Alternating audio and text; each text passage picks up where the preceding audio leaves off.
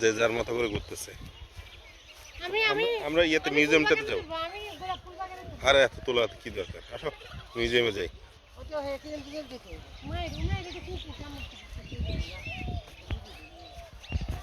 ঠিক আছে, দিকে তাকাও। হ্যালো, কত গোলাপ গাছ মা, দাঁড়ান মা, কি সুন্দর গোলাপ ফুল। আমার তো আমার লোকের সামনে আছে। এই তুমি দাঁড়াও।